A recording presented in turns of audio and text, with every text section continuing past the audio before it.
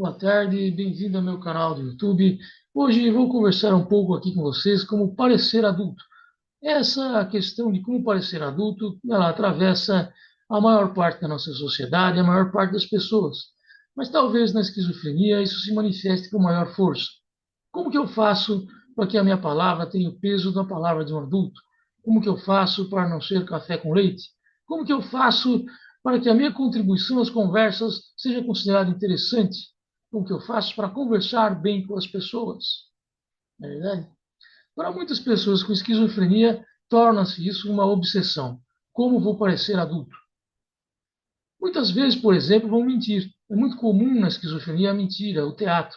As pessoas fingem, contam muitas coisas que nunca fizeram na realidade, mas pouco importa o compromisso com a verdade, importa muito mais como parecer adultos. Eles já não conseguem transmitir essa imagem de adultez, passam então a inventar muitas vezes histórias e histórias que nunca aconteceram, para tornar talvez a conversa mais interessante, né? Mas aí acaba perdendo, porque quando as pessoas veem que essas pessoas mentem, tudo vai por água abaixo e a autoestima ainda mais, né? Essa questão é muito interessante. Como eu faço para parecer adulto? Isso é uma obsessão de muitas pessoas com esquizofrenia, né? E talvez o problema seja simplesmente que a pessoa fica muito em busca de aprovação, muito insegura, e a partir disso já seja visto um pouco como criança. Talvez um pouco do problema esteja na própria paranoia interna da pessoa, de achar que a criança muitas vezes nem é tanto, mas fica achando muito, entra nessa paranoia e sofre por causa disso. Às vezes, por exemplo, basta você não ficar tão aflito olhando para os lados em busca de aprovação. Se você tiver um pouco mais de firmeza, um pouco mais de coragem, automaticamente já vai parecer mais adulto, né? Mas essas pessoas ficam mergulhadas nesse universo de insegurança, nesse universo de sofrimento que é nunca ser visto como uma pessoa madura, né? Não trazem nada às conversas, são café com leite, são crianças de fato, né? Crianças, mas crianças esquisitas, porque têm a aparência de adultos. Deveriam ser hábeis de trazer conteúdo às conversas, mas não conseguem, fica esquisito mesmo, né? São pessoas que vão também mergulhar em competições, vão mergulhar em outras situações desagradáveis, muito em função desse tipo de obsessão. Obsessão que seria mais facilmente resolvida simplesmente a pessoa tendo maior confiança, não ficando tão desesperada em busca da aprovação de tudo que fala, tudo que faz o tempo inteiro. Isso pode ser um pequeno detalhe, mas que muda muito, né? A pessoa, por exemplo, que é religiosa, que acredita em Deus, que Deus a ampara, por exemplo, isso é muito útil, porque já não precisa ficar tanto buscando a aprovação de cada um aqui e ali. Essa aprovação é como que ela vem de Deus, vamos dizer assim, né? Então, nós vemos isso, é muito, para falar numa linguagem psicanalítica, seria mais do simbólico do que do real, né? A linguagem mais importante do que um problema real lá atrás. É mais a linguagem. É como evitar de parecer criança. Por exemplo, pode citar o exemplo, por exemplo, daquele rei inglês, o rei Jorge.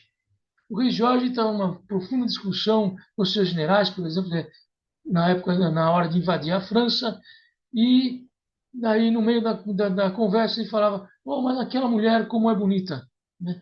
Ele saía completamente do contexto. Isso é muito ruim. A pessoa com esquizofrenia às vezes faz isso também. Está numa conversa e de repente fala algo totalmente fora do contexto, né? Isso não transmite uma boa imagem, talvez até uma imagem aí de certa forma infantil de novo, porque já não está engajado na conversa, não está entendendo a conversa, não está contribuindo para a conversa, né?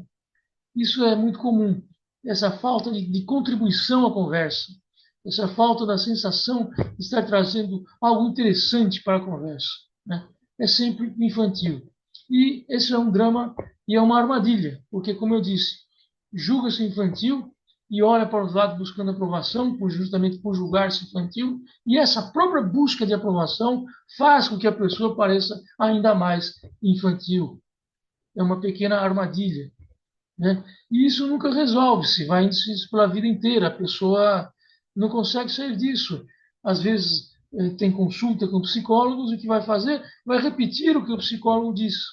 Repete o discurso do psicólogo. E adianta, não adianta, para surpresa da pessoa, não adianta, porque ela repetindo não dá certo. O psicólogo falando dá certo, mas ela repetindo o discurso do psicólogo não dá certo. É um mistério, uma coisa desagradável, mas é assim mesmo. Por quê? Porque fica olhando, procurando aprovação.